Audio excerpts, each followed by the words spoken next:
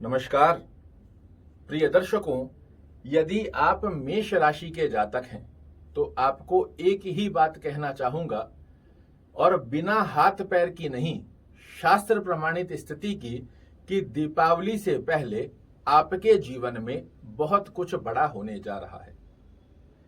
आप देख पा रहे हैं, मैंने एक कुंडली का निर्माण किया है और इसमें हमने 9 नहीं सिर्फ 4 ग्रहों की स्थिति को प्लेस कर आपके सामने प्रदर्शित किया है, जिसमें देवगुरु बृहस्पति हैं, राहु महाराज हैं, शनि देव हैं और केतु देव हैं। ये 4 वो ग्रह हैं जो आपके जीवन को 80% तक होल्ड करते हैं। आपके जीवन में अच्छी गतिविधियां या बुरी गतिविधियों का सबसे लंबा दौर जो चलता है वो इन 4 ग्रहों की स्थिति के ऊपर ही बेस है। बाकी ग्रह बड़ी छोटी छोटी अवधि में आते हैं, कुछ अच्छे कर जाते हैं, कुछ बुरा कर जाते हैं, किंतु लंबे समय तक जो गतिविधि आपके साथ बनती है इन 4 ग्रहों की वजह से होती है। और यदि आप मेष राशि के जातक हैं तो आप भली भांति जानते हैं कि पिछले लंबे समय से आपके जीवन में जो उत्थान देखने को मिलना चाहिए, जो उन्नति का योग अवसर प्राप्त होना चाहिए, वो काफी समय से नहीं होने जा रहा है। किंतु दीपावली से पहले आपके जीवन में क्या बड़ा होने जा रहा है, कब से होगा, कैसे होगा, ये संपूर्ण जानकारी लेकर आया हूं। बिल्कुल एकाग्र चित्तता से सुनिएगा। 100% शास्त्र प्रमाणित जानकारी से आपको अवगत कराने जा रहा हूं। मेष राशि वाले जातकों के लिए सबसे पहले समझिए इन 4 ग्रहों की स्थिति का योग क्या बन रहा है।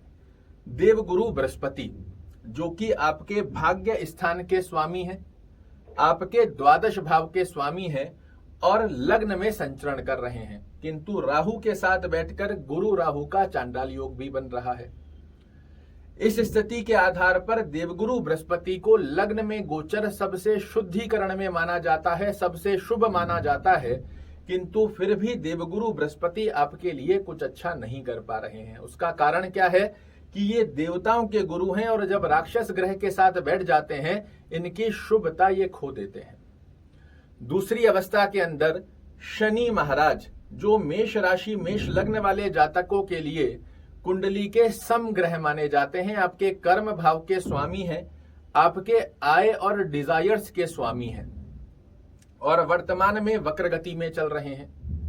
दीपावली से पहले 4 नवंबर को ये वक्री से मार्गी होकर आपको शुद्धिकरण में एकादश भाव का फल देंगे और देवगुरु बृहस्पति 30 अक्टूबर को राहु से मुक्त होने जा रहे हैं। आज हम पहले चर्चा करेंगे शनि महाराज की। बहुत से महानुभावों से आपने सुना होगा, शनि जहां बैठते हैं उस स्थान की वृद्धि करते हैं और जहां देखते हैं वहां की हानि। वहीं देवगुरु बृहस्पति जहां बैठते हैं उस स्थान की हानि करते हैं और जहां दृष्टि देते हैं वहां बड़े श्रेष्ठ लाभ देते हैं। किंतु शास्त्र प्रमाणित स्थिति में पाराशर ऋषि ने इसको बिल्कुल नकार दिया है, ऐसी स्थिति नहीं है। यहां यदि शनि महाराज आपकी कुंडली के कारकत्व भाव में बने हुए हैं तो जहां ये बैठेंगे वहां के भी श्रेष्ठ फल देंगे और जहां ये देखेंगे वहां के भी श्रेष्ठ फल निकाल कर देते हैं। शनि महाराज जब 4 नवंबर को वक्री से मार्गी हो जाएंगे, अपने ही घर का एकादश भाव का फल देंगे।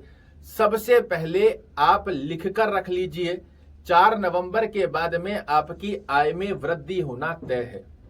लिखकर रख लीजिए, आपकी डिजायर्स यहां पर मनोकामनाएं जो हैं, जो काफी समय से डिले चल रही है, इनको पूर्ण करने की बाध्यता शनि महाराज लेने जा रहे हैं। यहां से तीसरी दृष्टि ये लग्न पर देंगे, हालांकि ये इनकी नीचस्थ दृष्टि होती है तो आपके अंदर आलस्य प्रवृत्ति की स्थिति का योग बनाना अवश्य रूप से देखने को मिलेगा, क्योंकि इनका नाम शनि है। किंतु इस स्थान का भी ये नकारात्मक फल नहीं देंगे, क्योंकि राहु को जब शनि का बल मिल रहा था ये नकारात्मक आपके लिए कर रहा था, अब शनि महाराज यहां नहीं करेंगे। और इस शनि महाराज की जो आलस्य प्रवृत्ति, डिसीजन की स्थितियों में बड़े लंबे समय तक सोचना, करूं ना करूं, करना चाहिए नहीं करना चाहिए, उन स्थितियों का शुद्धिकरण देवगुरु बृहस्पति देते हुए पाए जाएंगे। यहां से सप्तम दृष्टि का जो लाभ आपको शनि महाराज का मिलेगा, आकस्मिक लाभ की स्थितियों को बहुत अच्छा मजबूत करेंगे। विद्यार्थियों के लिए स्थिति बहुत अच्छी रहेगी। जिन लोगों के संतान से संबंधित चिंताजनक स्थितियां बनी हुई है वो समाप्त होगी और 7 के बाद 8, 9, 10 जीवन में चल रहे ऑब्स्टेकल की स्थितियां 4 नवंबर से आपके जीवन से शनि महाराज मुक्त करने जा रहे हैं। वहीं दूसरी स्थिति में राहु महाराज जब 30 अक्टूबर को मीन राशि में प्रवेश कर जाएंगे तो देवगुरु बृहस्पति जो कि एक त्रिकोण भाव के स्वामी होकर त्रिकोण भाव में बने हुए हैं और एक अच्छे स्थान में काफी लंबे समय के पश्चात भी आपको अच्छे रिजल्ट नहीं दे पा रहे हैं, वहां देवगुरु बृहस्पति चाह रहे हैं काफी लंबे समय से कि आप अपनी ज्ञान, बुद्धिमता, चातुर्यमता के दम पर जीवन में श्रेष्ठ मुकाम हासिल करें, किंतु राहु यहां आपको निरंतर भ्रमित करता आ रहा है। ये छलिया ग्रह है, आपके सही डिसीजंस को भी गलत सिद्ध करता आ रहा है। आप सोच क्या रहे हैं, कर क्या रहे हैं, बाद में पश्चाताप युक्त स्थितियों का योग बन रहा है। इन स्थितियों से भी आप जब मुक्त हो जाएंगे, राहु यहां से हट जाएंगे, तो देवगुरु बृहस्पति आपको ज्ञानवान, बुद्धिमान और चातुर्यवान का श्रेष्ठ दर्जा देने जा रहे हैं। अब आपके जो डिसीजन रहेंगे ये काबिले तारीफ होंगे। बेहद सुंदर गतिविधि में यहाँ देवगुरु बृहस्पति आपके ही ज्ञान दक्षता के दम पर, आपकी खुद की मेहनत के दम पर समाज में, परिवार में, कुटुंब में और आपके कर्म क्षेत्र में श्रेष्ठ फल दिलाएंगे। तारीख नोट कर लीजिए, 4 नवंबर और 30 अक्टूबर के बाद की स्थितियां बेहद सुंदर होने जा रही है। यहां से पंचम दृष्टि का योग बनाएंगे ये पंचम भाव का, तो जिन लोगों को विवाह के पश्चात संतान होने में विलंबकारी स्थिति बन रही है उनके लिए बड़े अच्छे लाभ होते हुए पाए जाएंगे। अपनी बुद्धिमता, चातुर्यमता के दम पर आप जीवन में श्रेष्ठ मुकाम हासिल करें, इस प्रकार का आशीर्वाद आपको प्राप्त होने जा रहा है। विद्यार्थियों के लिए ये स्थिति बहुत अच्छी हो जाएगी। इसी के साथ सप्तम दृष्टि से दाम्पत्य जीवन को मधुर करेंगे, पार्टनरशिप में बड़े अच्छे लाभ देते हुए पाए जाएंगे, आपके दैनिक रोजगार में श्रेष्ठ वृद्धि करेंगे और देवगुरु बृहस्पति की स्थिति का योग भाग्य का परिपूर्णता से आपको साथ दिलाएगा। राहु महाराज पिछले समय से क्या कर रहे थे? जब राहु ने लग्न को प्रभावित किया, पंचम भाव, सप्तम और नवम को प्रभावित किया, तो वहां केतु देव भी दाम्पत्य जीवन में परेशानियां, जिन मेष राशि, मेष लग्न वाले बच्चों के विवाह की उम्र हो चुकी है, विवाह में विलंब देखने को मिल रहा है, वहां पर परेशानियां क्रिएट करते रहे, आपकी डिजायर्स को पूर्ण नहीं होने दिया, आपके अर्निंग सोर्सेज जितने आप डिजर्व करते थे वो स्थितियां आपके पक्ष में नहीं आने दी, लग्न पर दृष्टि देकर निरंतर आपको गलत सिद्ध किया, आपको भ्रमित करते रहे और नवम दृष्टि से मेहनत के अनुसार रिजल्ट नहीं निकलने दिए। तो अब समझिएगा इसे अच्छे तरीके से, जब 2 नकारात्मक ग्रहों से आपका लग्न और सप्तम भाव मुक्त होगा तो आपको बहुत बड़ी राहत मिलने जा रही है। शनि महाराज वक्र गति से मार्गी हो जाएंगे, आपके कर्म क्षेत्र में बड़े अच्छे लाभ निकल कर आएंगे, प्रमोशन आपका निश्चित रूप से होना तय है। जो लोग व्यापार कर रहे हैं, व्यापार में वृद्धि की स्थिति का योग आपके लिए तय हो चुका है। और वहीं दूसरी तरफ देवगुरु बृहस्पति की स्थिति आपके लिए बेहद सुंदर अवस्था बना रही है और पिछली 2 दीपावलियां आपके लिए किसी भी एंगल से अच्छी नहीं रही है, किंतु इस दीपावली से पहले पहले आपके जीवन में बहुत कुछ सकारात्मक दृष्टिकोण का योग प्राप्त होने जा रहा है।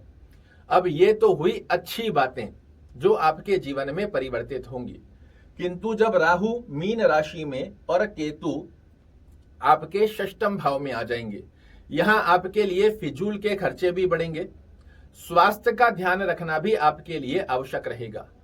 लोग आपके लिए शत्रुवत व्यवहार की स्थिति को भी एक्टिवेट होते हुए पाए जाएंगे। षड्यंत्रकारी स्थितियों के अंदर आपको ध्यान रखने की आवश्यकता है। बहुत जल्दी किसी लोगों पर विश्वास करने की स्थिति आपके लिए बहुत बड़ी हानि सिद्ध कर सकती है। आप किसी भी प्रकार के अपयश से बचने का प्रयास करेंगे, अन्यथा किसी की सहायता करने जाओगे और पड़ेगा आपके ऊपर उल्टा। तो पहली स्थिति में अपने स्वास्थ्य का ध्यान रखना है, दूसरी स्थिति में फिजूल के खर्चों को थोड़ा सा सावधानी पूर्वक रखना है और बहुत जल्दी किसी की बातों के अंदर आकर आपको किसी भी बड़े कार्य में लिप्त नहीं होना है। इन 3 सावधानियों की स्थिति आपके लिए आवश्यक रहेगी। बाकी स्थितियों में देवगुरु बृहस्पति और शनि महाराज दोनों ही आपके जीवन में बड़े ही शुद्ध लाभ देने जा रहे हैं और बहुत लंबे समय पश्चात। 30 वर्ष पश्चात शनि महाराज आपके आय भाव के स्वामी होकर आय में आए हैं और पूरे 12 वर्ष पश्चात देवगुरु बृहस्पति आपके लग्न में आए हैं। बेहद सुंदर ये गतिविधि है। इसका सही ढंग से आपने सदुपयोग किया तो मैं विश्वास के साथ कह सकता हूं, पिछले लंबे समय से जितने भी लॉस आपने किए हैं, जितने रिश्तों की स्थिति आपने खोई है, जितनी नकारात्मक दृष्टिकोण आपने देखे हैं, इन सब की रिकवरी करते हुए पाए जाएंगे गुरु महाराज और शनि महाराज। आशा करता हूं मेरे द्वारा दी गई ये जानकारी आपको पसंद आएगी। कल फिर से एक नई जानकारी लेकर आपके सामने उपस्थित होऊंगा। तब तक के लिए नमस्कार।